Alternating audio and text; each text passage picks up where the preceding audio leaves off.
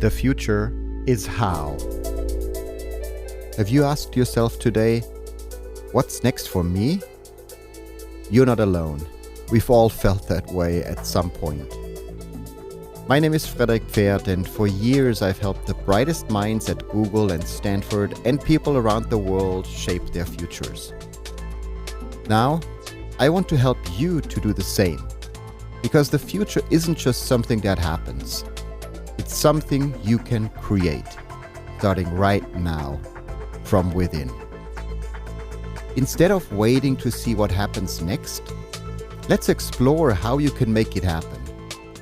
Each episode dives into one key area, like sleep, nutrition, relationships, creativity, storytelling, mindfulness, beauty, movement, or purpose, and brings you real stories and practical tools you can use to shape a better future for yourself. So, what's one step you can take today to create what's next? Let's dive in and explore how to build a better tomorrow, starting right now.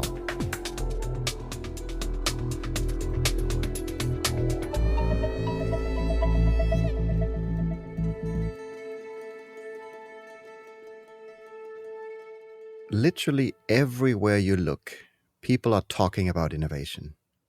But only few explain how it really happens. My guests today, Rich, Braden, and Tessa Forshaw, are here to change that.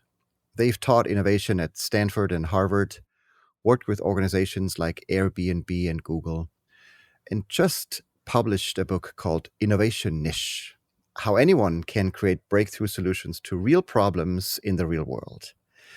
Today, we'll explore how to turn hesitation into momentum, why cognitive science might be the missing piece in innovation, and how you, yes, you, all out there, can start experimenting your way to a better future.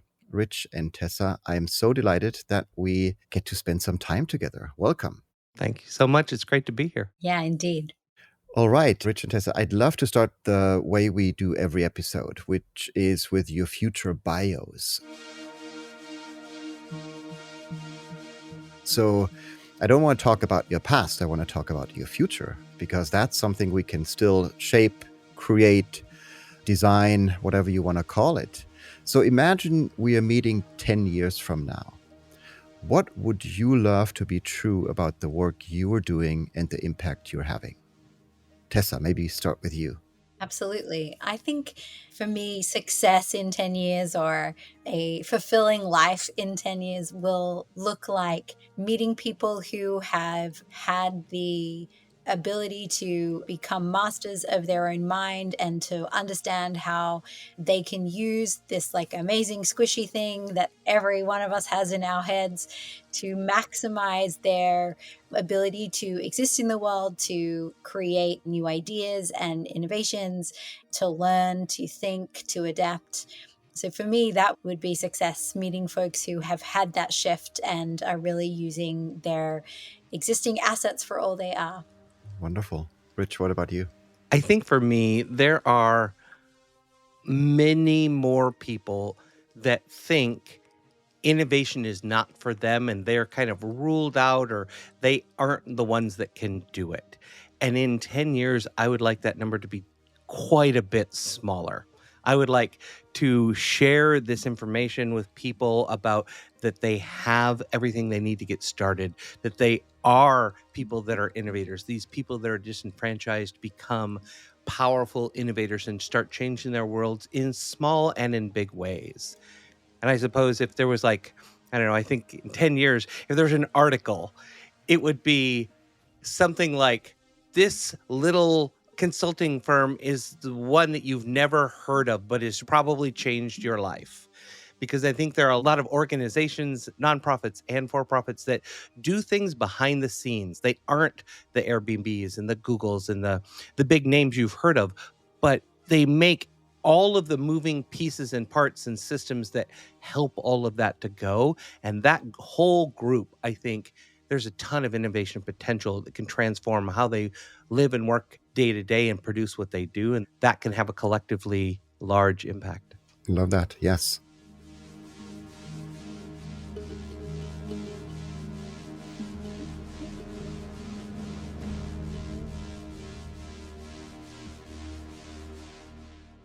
So I have to start off because you innovated on your title, I guess, already, right? So you didn't call it just innovation or like the next book on innovation. You call it innovation niche. So just help me understand, what's the ish about?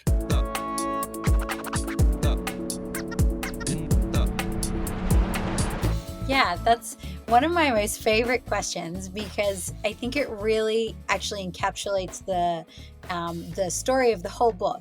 And that is that we have had students for years who've come into classrooms at Harvard and Stanford, as well as boardrooms and nonprofit, retreats and everything in between.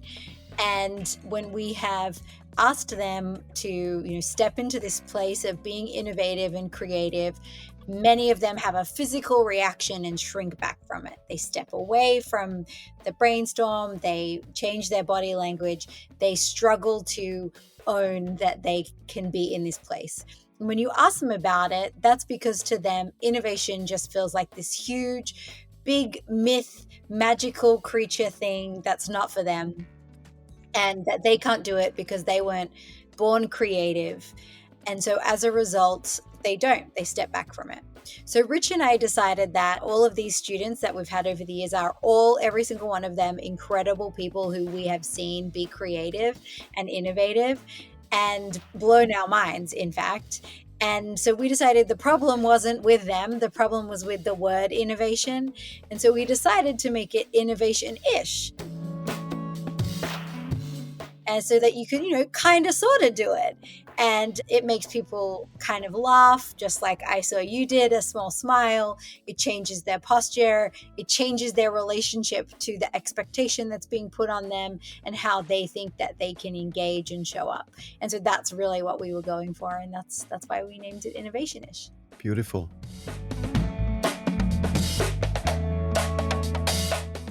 Yeah. I think ish means welcome to the party. It means you can do it. It means you have everything you need and you can get better at it. It just, lowers the bar. Absolutely. Yeah. Thanks for doing that. Because as you said, people I think are smiling, they're opening up, they're curious, right? They don't see that innovation is only for the few ones, right? That are either at Harvard or at Stanford or at these big companies and whatever it is, right? And I remember, Rich, you probably too, when we first met, you ran, I think, one of the largest and loudest rock, paper, scissors tournaments for some incredible Google leaders. And it was just wild. But that showed me that you can just create a different dynamic in the first 5 to 10 minutes where people start to open up. They are more playful. They want to try things out and so forth. So I think you really demonstrated that back in the days. So I'm glad that you now turned that into an actual word, right? Innovation-ish. And I hope that many more people will use that to not just feel inspired, but to open up literally to that world of innovation, because that should be a world that is accessible and meaningful to so many people.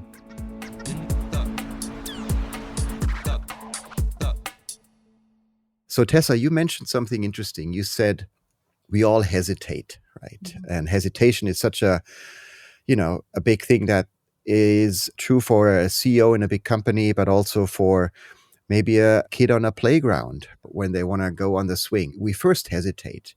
So before hitting send on an email, or before speaking up, or before experimenting, right? We hesitate. Yeah. So from your research and experience, what have you learned about what lives inside that hesitation? And what's the smallest move that turns it into momentum? Yeah. So hesitation is one of those things that we often want to completely get rid of because we don't like that we do it. But actually, hesitation is very helpful. And I think the first thing is to really acknowledge that hesitation has a place in our lives sometimes. If you are a little kid and you are standing on the edge of a 10-meter platform and you don't quite swim perfectly yet, hesitating and maybe reevaluating that choice, that instinct, is a really good thing. I'm all about that hesitation. If you smell an oyster and it smells not great, hesitating, really, really helpful again, right? And so I think that we need to remember that this sort of natural cognitive processes that we have that help us avoid risk, that help us minimize ambiguity, that help us reach for certainty and clarity and safety, that help us try to maintain membership as part of a group and avoid social embarrassment.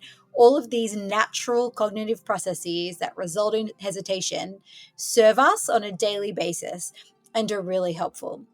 But the thing is, in the context of innovation specifically, hesitation isn't always necessary. So we sometimes misapply it, because the reality is that, if I am in a room and I'm doing a brainstorm, coming up with a crazy idea isn't going to result in my tribe leaving me behind and therefore me not being able to find food as part of a group.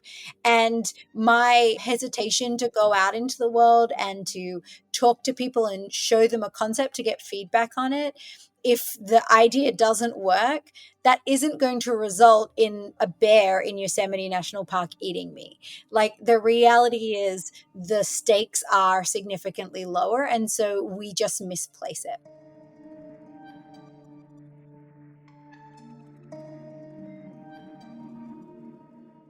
So I think in the context of innovation, this sort of natural hesitation, or cognitive caution, as we call it, is often then also amplified a little bit by two factors. So one is this sort of mythology of innovation that we talked about, the idea that, innovation happens only in elite places, only for specific people.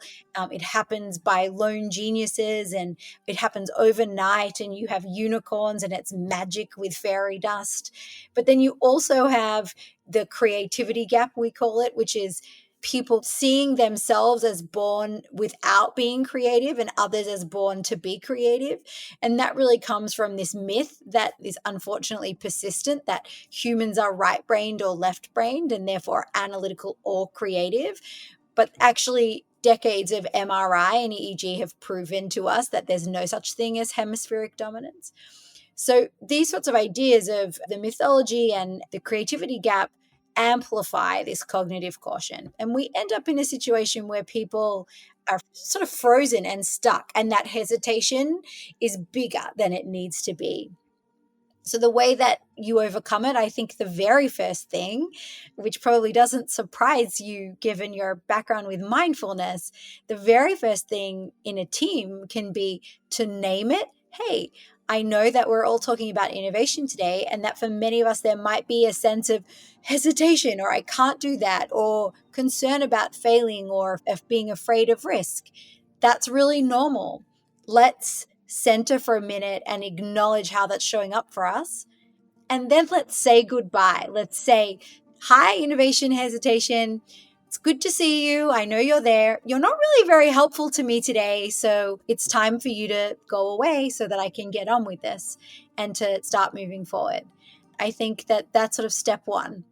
I think that might be a great lead into a Mindstate moment later on, where we do a quick moment on overcoming that hesitation, right? Just becoming aware that this is now in our way, but it's something that is just in our mind. And maybe it's a story we tell ourselves.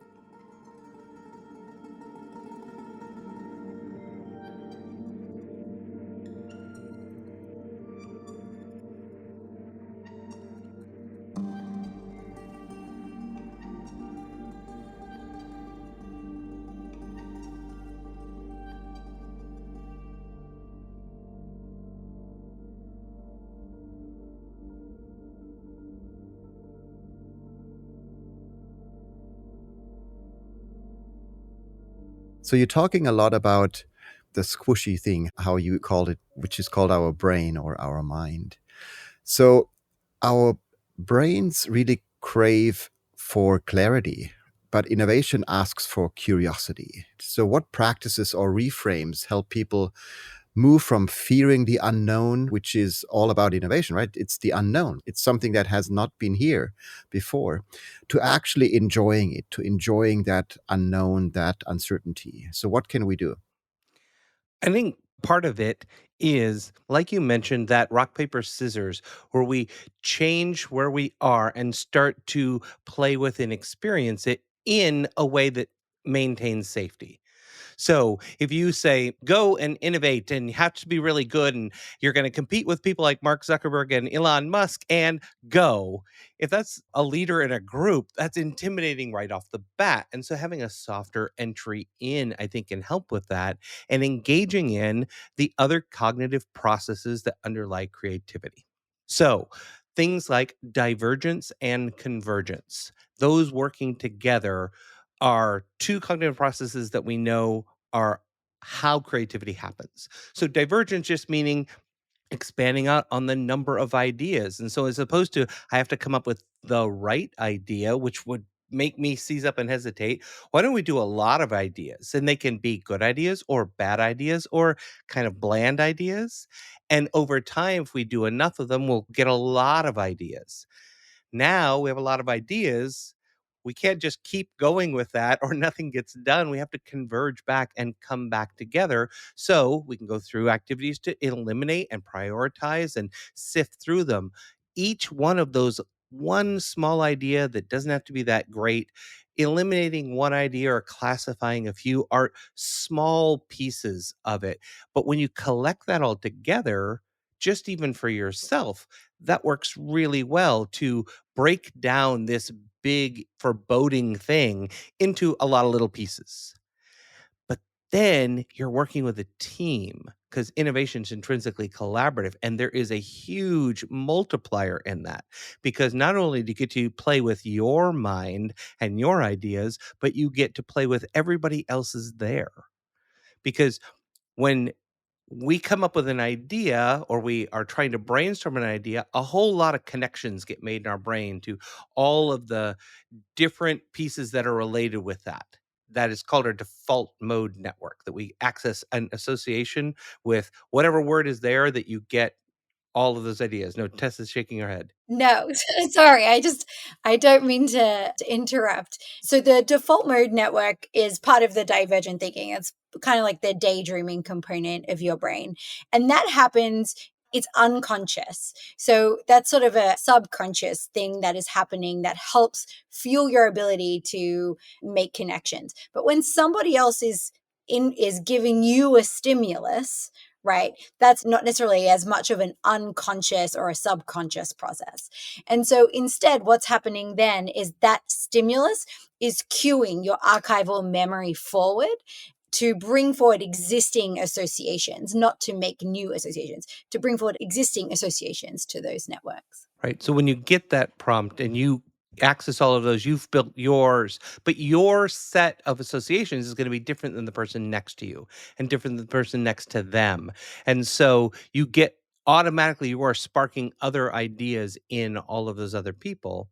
And they have associations that they come back with, and that sparks new areas that you wouldn't have automatically gone to. It will bring on new ideas. So there is this multiplication in a group that generates many more. So that really aids in that divergence of thinking.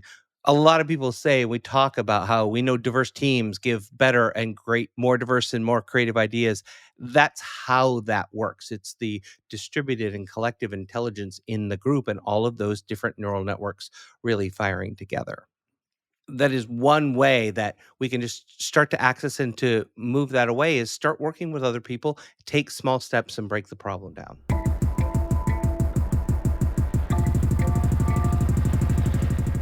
So if I would be a fly on the wall, which I would love to do at some stage, right? Come to you, Tessa, to Cambridge, to Harvard, or Rich, seeing you in action at Stanford. If we watched your students using the innovation compass that you talk about in your book, right, which consists of mindsets and moves and metacognition, and they would use that in real life, in a messy meeting or a late night idea jam or whatever it is, to create their next, startup or career move, what would we see and feel happening in the room? Yeah. And how does that theory turn into human flow?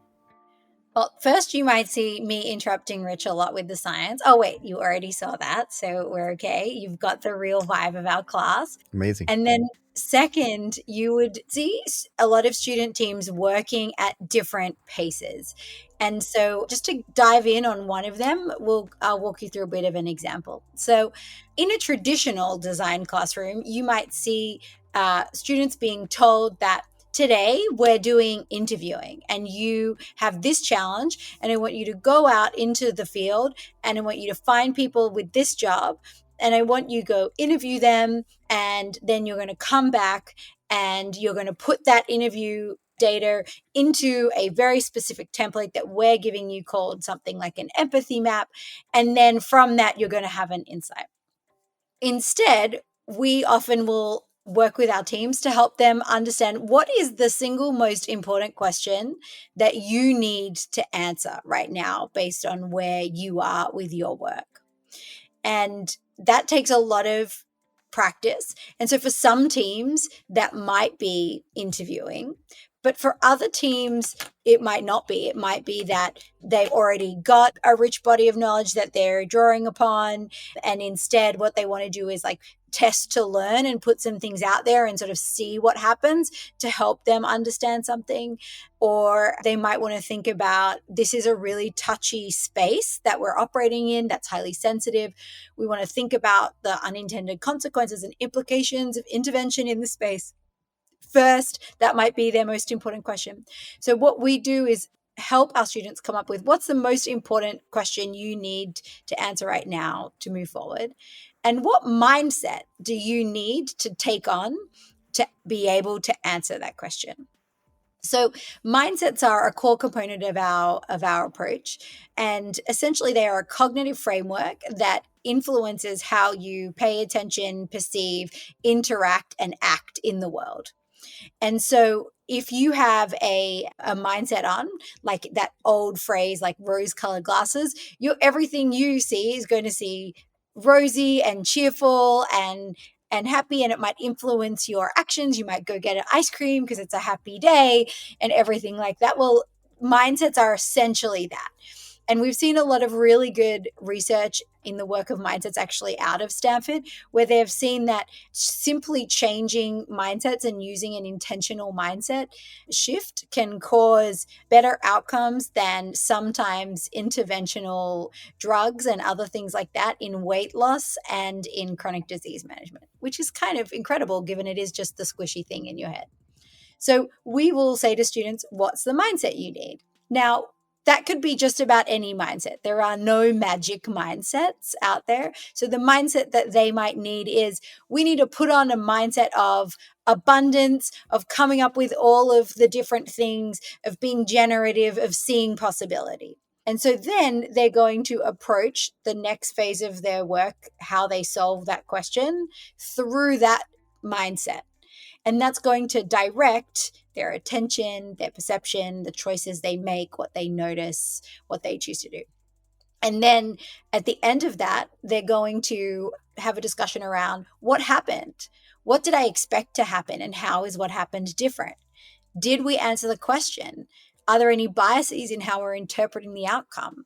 What do we need to do next? And so they're going to engage in a process that is essentially metacognition. So thinking about their thinking choices and actions.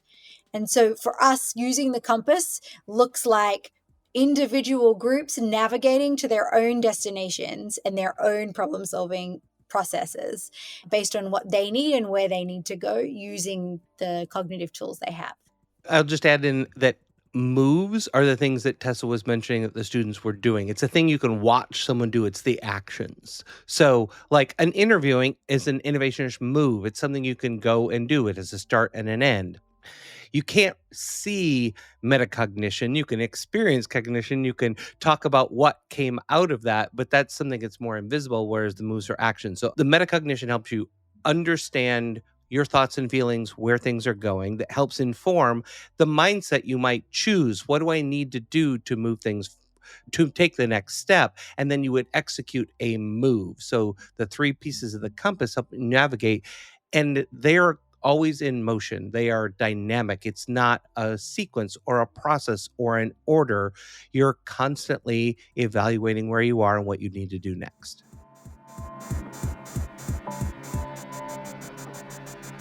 So I still want to spend a little bit more time on that notion of hesitation, because that's something that is just fascinating to me. We see like CEOs hesitate to put the right culture in place to have people innovate. We see like individuals hesitating when they want to make their next career move. We see all of that hesitation. And I have just a personal story that I just want to share briefly. Like last week I was in Poland, and I was able to speak to 46,000 students online. So they tuned in on a Friday for 2 hours to spend time to think and talk about the future, their future.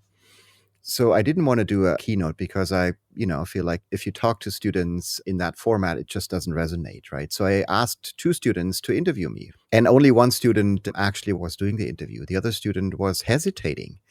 She didn't want to kind of like go in front of the camera and like ask me questions, and because she felt like, she might stumble upon words, she might not come across as intended, and all of those hesitations. And I failed. I was not able to coach her and convince her that this might be a great opportunity, that she shouldn't hesitate. She should try and experiment with, right?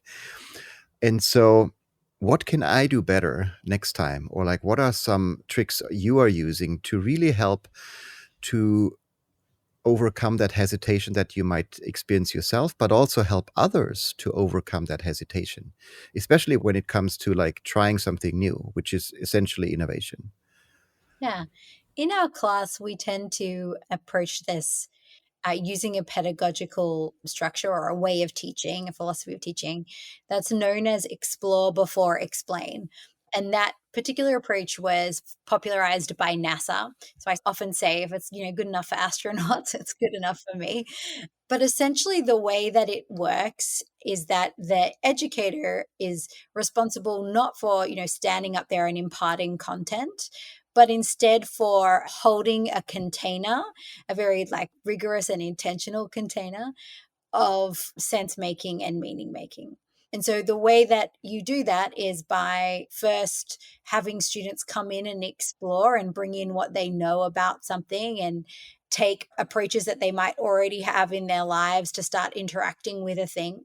So you're bringing in everything that they already know and they already do, and you're having them start approaching the problem from a place of asset, like the things that they have instead of deficit, the things that they don't and they should do, which is often how things can be taught, where where people will start with okay, we're going to do this activity, you have to do it this way. That's assuming that no one in the class knows how to do that, right?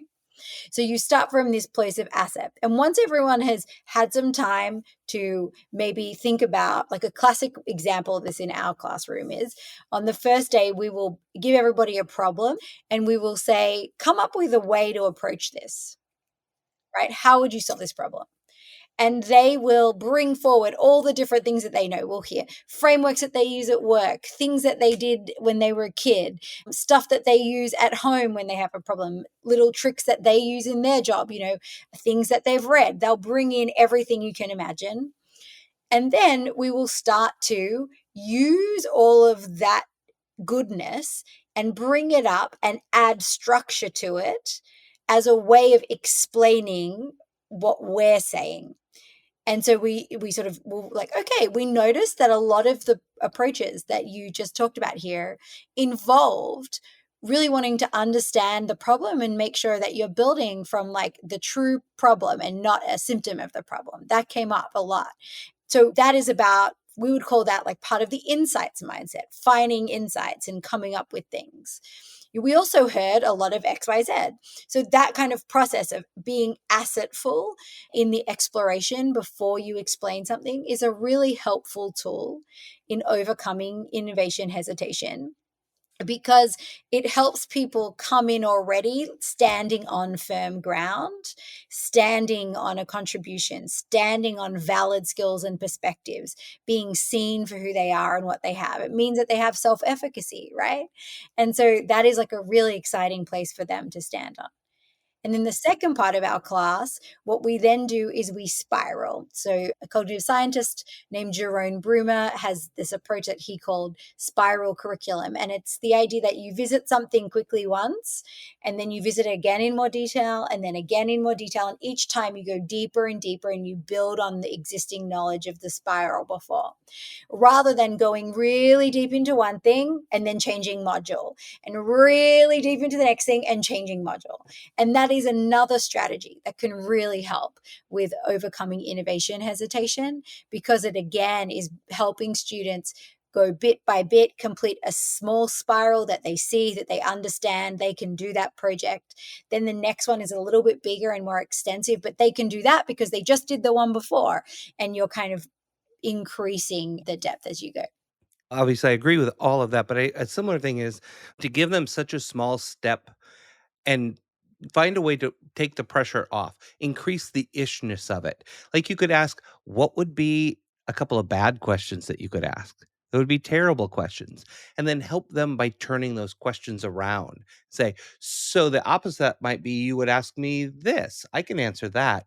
And give them a moment where what they've produced produces something that might be better than what they expected if they asked the question and it came from them. And then slowly they build some confidence as they go along until maybe they're able to do it on their own. Love that. Yes.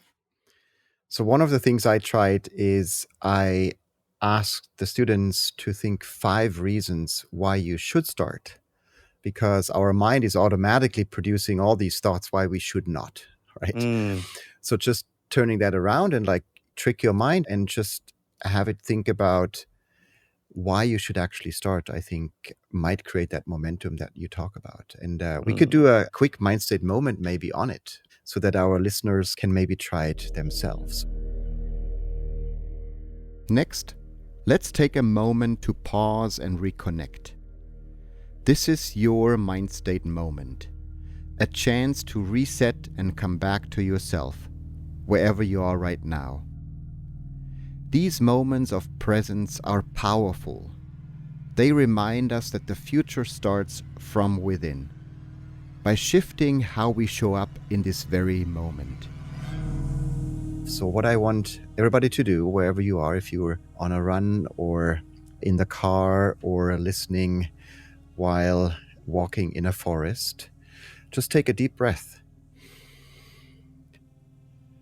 And I want you to think of something you've been hesitating on lately. It might be a decision, a conversation, or a creative idea.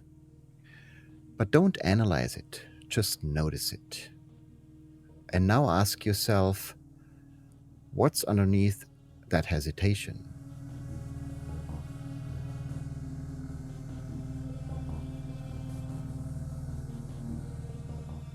Is it fear of failure, uncertainty about what comes next, or maybe that quiet voice whispering, not yet? And now imagine that hesitation is not a stop sign, but a doorway. What if this pause before action is your mind's way of saying, this matters? And before you walk through that doorway, ask yourself 5 simple questions, 5 reasons why you should start. First, what might I learn if I take the first step? Second, who could be inspired by seeing me begin? Third, how might this open new possibilities I can't yet imagine? Fourth, what would it feel like to simply try? And last, and what could happen if, just once, I stopped waiting for perfect and began with what's real?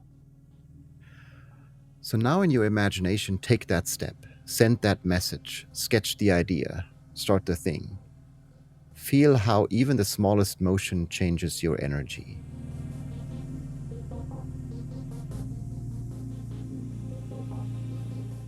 That's innovation, or maybe innovation-ish. Not as a process, but as a pulse. Because the future doesn't begin when you're ready. It begins when you begin. So let's take one deep breath in.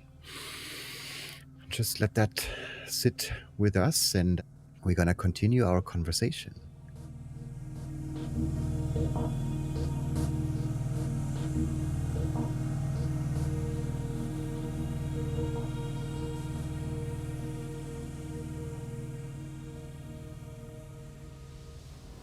So if we want to translate that into the real world, you mentioned real in your book title twice, real problems in the real world. So let's make that real. What's one small move that we can start doing today that really helps us to put innovation-ish in our lives? Your questions sort of inspired a thought for me. We have a set of questions that are for a slightly different purpose. It is, how can we come up with moves? If people already have moves inside them, things they could do, but they're having trouble access them, we've got a set of questions that we call the start somewhere questions. And it helps you to use divergent thinking to come up with a list of what are things you're already familiar with that you could take as the next step. Because once they're in front of you, now you could choose to do them, even if you haven't decided which one yet. And so one of those is, how could I better understand the problem? And just think of all the different ways you could start to understand what's going on better.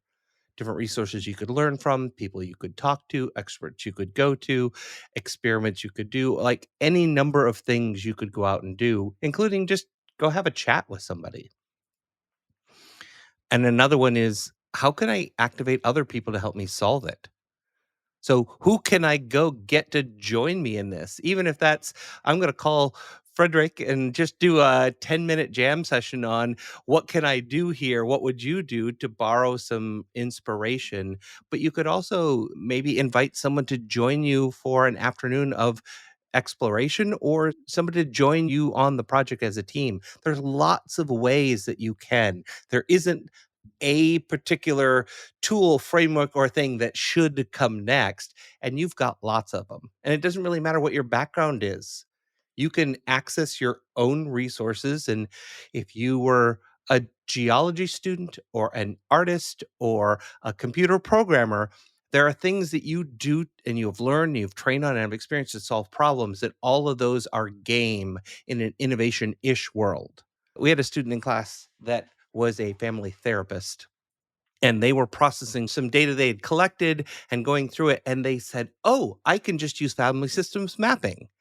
And we immediately said, yes, that's a great idea. Go ahead and do that. And we kind of looked at each other and we're like, what's family systems mapping? And we didn't know. And it didn't really matter. We found out after talking with a student that it was a way of mapping the relationships that was used in therapy. But for her, it was a tool she was confident with. It helped her arrange the information, and she was able to pass that along to someone else. We've never taught it. I dare say that Tessa and I are not qualified to teach family systems mapping from therapy, but it worked for her. And whatever your background, you've got tools, whatever your experience, you've got ways you've used. Bringing those forward is a powerful way to incorporate what you already know into doing innovation. And if you're doing it from a mindset of, this is what I'm trying to solve, and I think this will answer the questions that I have in front of me, that's a great way to do it. I think a lot of hesitation from starting comes from, I don't know the right tools. I didn't finish the certificate, or I didn't take the whole class. I only took the 1-day workshop, and I don't know if I know it enough. And you do. I think that's the message to the people that are listening. You already know enough to be able to move forward. Can you learn interesting new tools and tricks and things that other people that have gone before you? Sure, everybody can do that. I learn new stuff all the time, but you don't have to get started. And if you start with what you know, it becomes easy. I think there's two things that really stand out. First one is, it's such great advice for leaders as well, as leaders are hopefully not the people who have all the answers, but always ask a better question. Like you just showed up in class as well, Rich and Tessa, saying like, how can you use this to, make progress in your work without being an expert in their work, right? Mm-hmm. If it's family therapy or if it's other things. But you asked the question that really triggered them to move forward and do something, right? I think that's such a great advice for leaders out there, is like, you don't have to have the answers or the certificate or subject matter expertise or whatever it is. You just have to be the person who asked the better question, the question that helps people and your team to move forward. The second thing, and I want to spend a little bit more time there, is you talk a lot about tools. We don't know all the tools and all the technologies and so forth, which is okay. And we now live in a world where, like, literally every second there is a new technology, a new tool that is just make your mind go, wow, like this is possible. So we're living in a world, for me at least, that is truly surprising. It's exciting. I'm very curious about all of these things. And I'm talking about AI specifically. So what have you discovered that could be really helpful to maybe think differently about AI in the innovation work that we're all trying to do? Yeah, I think we often think about this question in two ways. And so one is like how you can use it in creativity and innovation in problem solving. And then the other is a little bit more about how do you use a cognitive science based approach to innovate with technologies that you don't necessarily know yourself deeply. So a great example of this is like, how could you think about how to use virtual reality even though you can't sit down and code Unity yourself, right? And often we've noticed in our classrooms, and this is especially true for women, we've noticed in our classrooms, that when they don't understand the technology in that sort of really deep expert kind of way, they often actually step back from the brainstorming and the engagement with the ideation around what the technology can do and how it could be used. And so we worked to create this really fun deck of cards a while ago that is called the Our Lady of Technology cards. And we talk about them a little bit in Innovation-ish as well. And really, they are based on this central principle of affordances. So that is a thing that the technology gives you, not that is a technical part of it, but a thing that technology affords you. Like a chair, for example, affords you a place to sit. If it's a chair that's at like a right angle, kind of classic wooden solid chair, it could afford you the stability to stand on it, could afford you the ability to hang a coat on the back. Like, objects and technologies have affordances. So with generative AI especially, we've been pushing people to think about how to brainstorm from the place of the affordances of the technology instead of like needing the deep expertise, the Unity coder equivalent of the technology. And so that might be, what could you, like, if you put finance together with something that does real-time transcription, like what could you do from that, right? The technology also generative AI also affords us the ability to translate across languages rapidly. Like, what could that give you if you mixed that with human resources department? There are lots of things that generative AI affords us, and we've been creating a sort of more specific card deck to Gen AI. What happens when you brainstorm from sort of those affordances and the different units or problems in your organizations and businesses, instead of just trying to be like, well, okay, so guys, we've got to use Gen AI at work because the private equity company that owns us is telling us to use it. So where are we using it? Come up with ideas. That just doesn't work. People are a bit like deer in the headlights. We end up seeing them repeating exactly the same use cases. Like, if we have one more payroll question manager, payroll GPT agent idea come up, I will just like, but so you kind of get the point. So the idea is, how do you brainstorm from the affordances of something instead of needing to deeply know it? Two things. AI is much more than ChatGPT or large language models. There is a whole world of what is under the big classification of artificial intelligence. And there are much more interesting, deeper questions that you can do and ask in doing that. And from there, you can even use affordances for those to what can it do without having to know those technologies deeply. And I think especially to large language models, to all forgiveness to JFK and what he said, but I think ask not what AI can do for you, but ask what you can do with AI. AI can put the ability to create things and build prototypes and sketches and with very little effort that you can't do on your own. Like I can use like a paint program on my Mac, but I'm not creating illustrations and large things, but I can get AI to generate a bunch of images for me. They're probably not final production ready images. But if I look at several of those and go, this is the wrong direction, I'm not going to continue and invest more money with buying a graphic designer to create a bunch of things that are expensive when it's the wrong direction anyway. You can create a website or an application in moments with just one or two paragraphs of text. It's not going to change your life or be ready to ship and be $1 million company. You can put it in front of a few people and see, are we even in the right direction? So it allows you to create so many different things, music, visuals, and like all these things that you couldn't do on your own. And I think that's a useful way because it sort of extends your expression of your ideas to sort of test them out.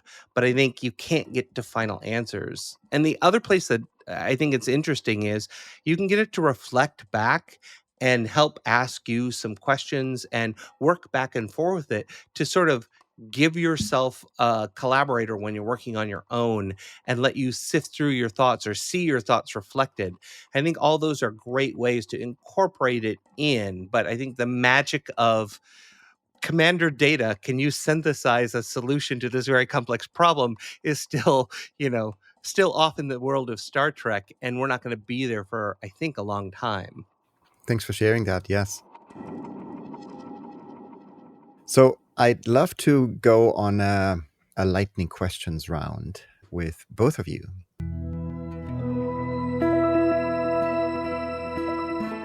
So let's start with you, Rich, this time. Okay. And I have a set of questions. Maybe we can do it. I'll ask the question and then Rich, you can answer that. And then Tessa, you can go second. Yes. So if you want to name a person you'd love to innovate with today, who would that be? You mean besides the two of you? Thanks. I don't know that one single person kind of jumps to mind. I think my favorite person is somebody who thinks really differently than me. And in doing the work that I do with lots of different companies and organizations, like I knew nothing about supply chain and then worked for 9 months on an accelerator about how to redesign a supply chain. And I learned so much, but the amplification of those two things where I didn't know and they didn't know what I did was really, really useful. So I hope that's not dodging to say somebody who thinks differently with me, and there's a new one all the time. Amazing. Tessa, what about you? A person you'd love to collaborate with today and why? Rich and I clearly cut through in the same breath because my response immediately was my biggest critic. Like the person who disagrees with me the most, who pushes up against everything that I think, that is the person I want to innovate with. So, Rich, what does a radically better future look like to you? I mean, I think a radically better future to me looks like one that is informed by a sense of responsibility in everything we're doing and creating as we create the future. Every choice we make in things we invent, in things we produce and we manufacture, put out into the world has ripple effects that go, and those ripples hit other ripples. It just cascades out. And so being thoughtful about what those impacts are and what happens as a result. If they are positive or things that we want to happen, that's great. That's a great magnifying. But in so many cases, we launch something into the world and then realize, oh no, look what else happened. And I think a radically better future has to include looking ahead at that in everything that we do. To me, a radically better future is one that we have taken ownership of, and that we are not hesitating to step into and letting happen to us. And instead, one that we are taking ownership of. We are in the design seat. We are making choices and decisions and really taking the position of authority to shape it, and to Rich's point, shape it responsibly. But yeah, not one that just happens to us. Should have said one in which everyone on the planet reads our book and applies the principles. Isn't that the answer I'm supposed to give? Perfect. Rich, how do you personally stay innovation-ish? So what are some of the personal practices that you do when you wake up or like go to bed or like throughout the day? I think one of my favorite things to do is I have built a habit of doing terrible work. And by that, I mean, Tell us more. if I have something to do, I try really hard to immediately get out a terrible version of it and like just build it, put something out there. And then I look at it and say, no, this is not good, but I know how I can make it better and inch my way toward it. If I try to sit down and create, I don't know, a document or a new page on a website, and I'm trying to get it right, I watch myself get frustrated and retype the same line over and over to get it started and realize I just got to get something out. And so I'll do a bad version first, and then it all eventually, I believe it will come together. And it always does if I trust the process. Thanks. Tessa, what about you? How do you personally stay innovation-ish? I go out into the real world and I talk to people about anything and everything. I listen to them, I learn from them, I see what they're interested in and they're thinking about, and watch how they're approaching things.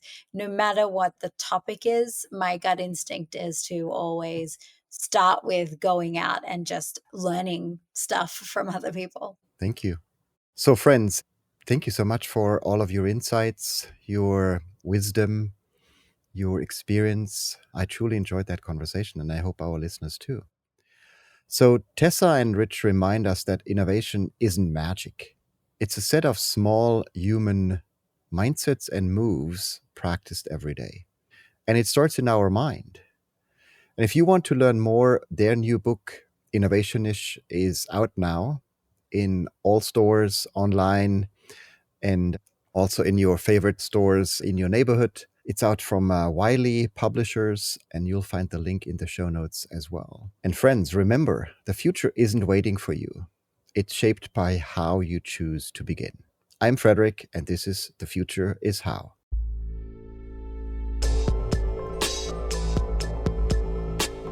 That's a wrap for today's episode of The Future is How.